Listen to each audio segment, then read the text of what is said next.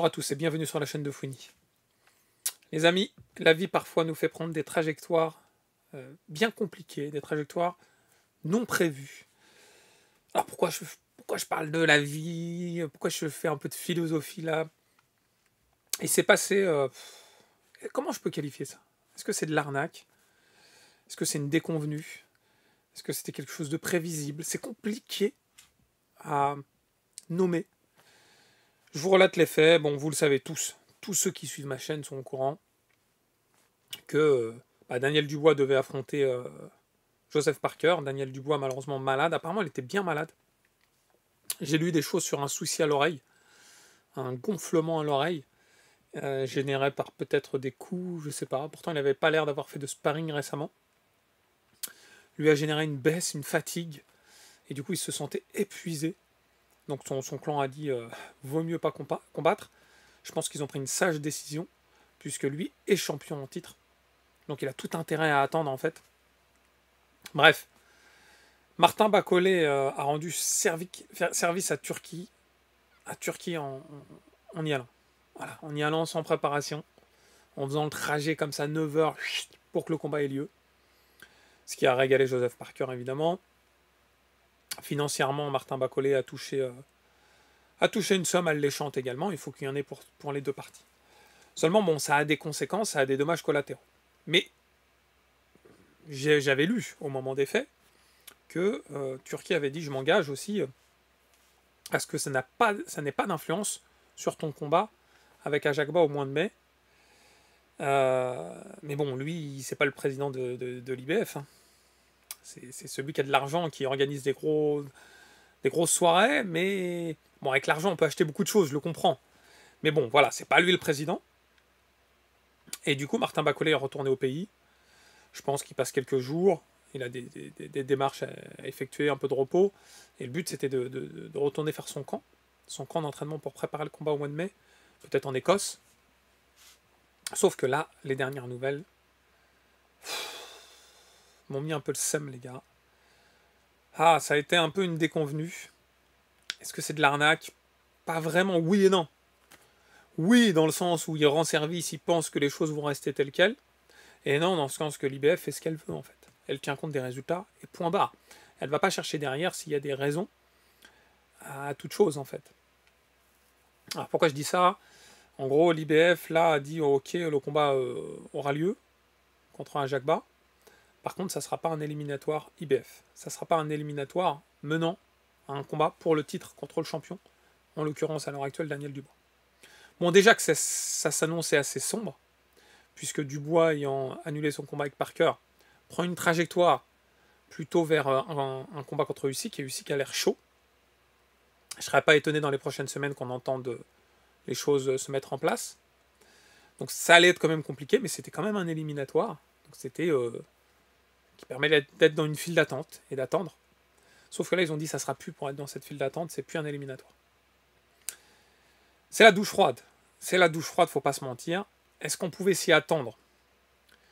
Oui et non. C'est-à-dire non, parce qu'on nous avait assuré que, a priori, il n'y aura pas de dommages collatéraux. Mais la réalité est autre. Il y a des dommages collatéraux qui sont que eux tiennent compte d'une défaite et point barre, pas des circonstances. Et que pour eux, Bacolé n'est plus légitime à une demi-finale mondiale. Moi, je trouve ça un peu dur, quand même.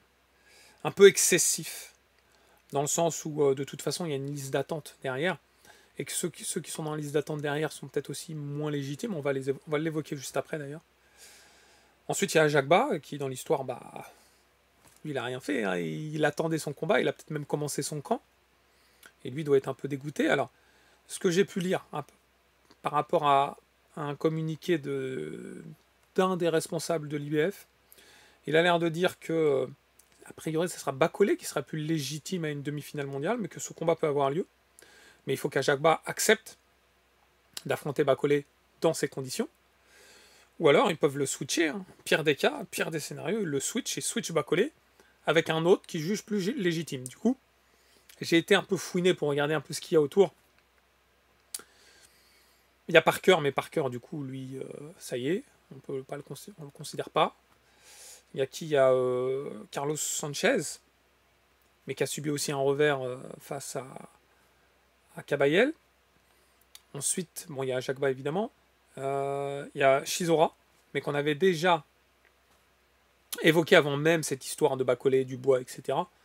Comme quoi on lui a attribué une demi-finale IBF, ce que je ne comprenais pas. Hein, moi-même, j'avais fait une vidéo pour ceux qui me suivent en me disant mais je comprends pas pourquoi on lui attribue alors qu'il y a déjà Bacolé et Jagba dans l'histoire. Il y a qui d'autre? Il y a Ergovic apparemment qui est dans la liste. Voilà en gros les noms que j'ai pu observer. Qu'est-ce qui va se passer les amis? Il y a deux scénarios possibles. Un scénario, Ajagba refuse le combat contre Bacolé et prend un challenger désigné par l'IBF pour que ça soit une demi-finale mondiale. C'est une possibilité.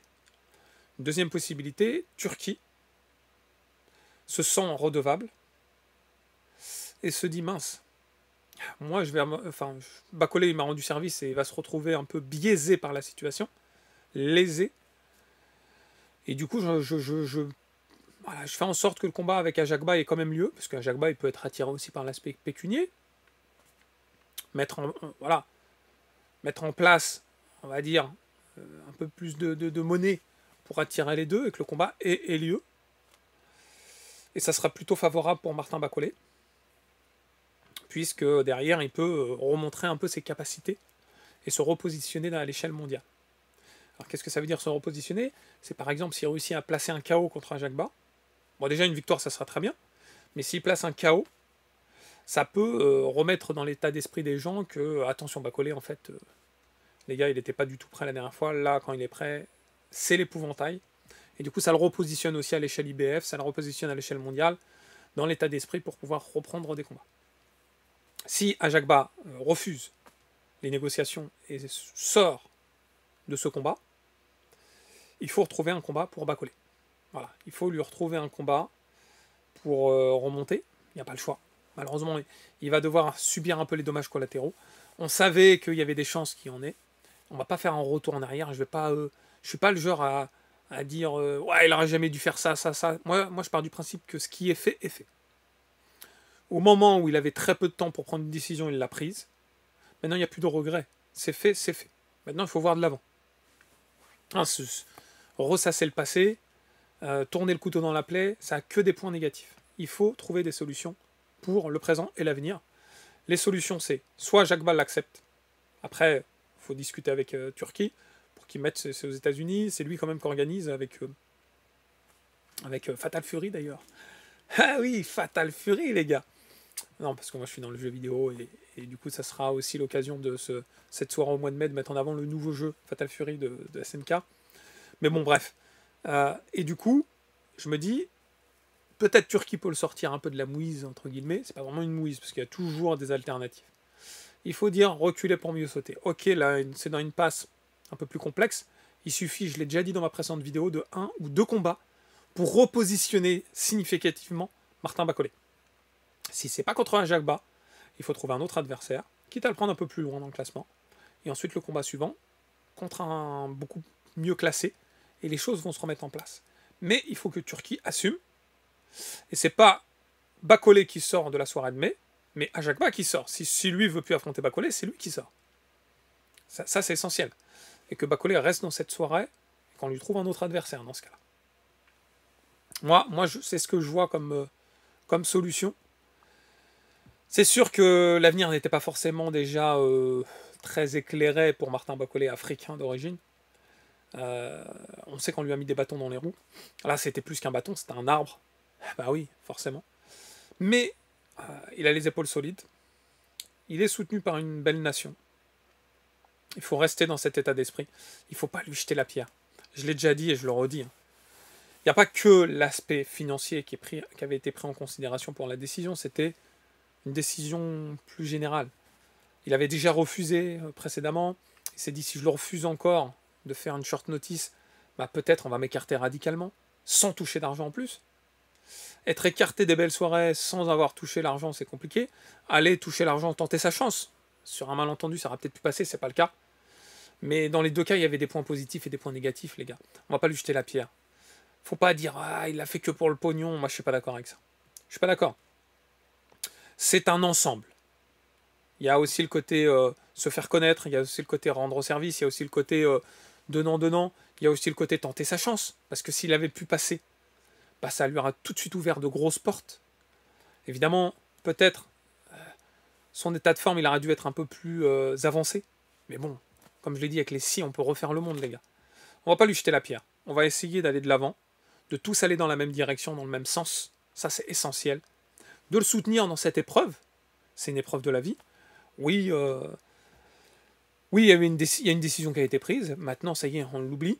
On essaie de voir quelque chose qu'on peut mettre en place. Moi, je suis assez confiant sur le fait que Turquie va lui rendre des services. Parce que là, il y a eu un service rendu. Donc il faut qu'il lui arrange sa soirée du mois de mai. Il faut que Bacolé s'entraîne dans tous les cas. Il faut qu'il se tienne prêt. Parce que on peut très bien dire que le combat n'a pas forcément lieu, mais que le combat ait lieu finalement. Donc il faut qu'il se tienne prêt physiquement pour le mois de mai. Il doit combattre en mai. Voilà. Dans sa tête, il doit se dire, je combats en mai. Quoi qu'il se passe, je serai affûté. Et on verra. On verra ce qui va se passer. Voilà les amis, en tout cas, j'espère que vous avez passé un bon moment en ma compagnie. Si c'est le cas, n'oubliez pas le pouce qui fait plaisir. Puis si ce n'est pas déjà fait, de vous abonner à la chaîne. Dans tous les cas, les amis, je vous dis à très vite. Ciao, ciao.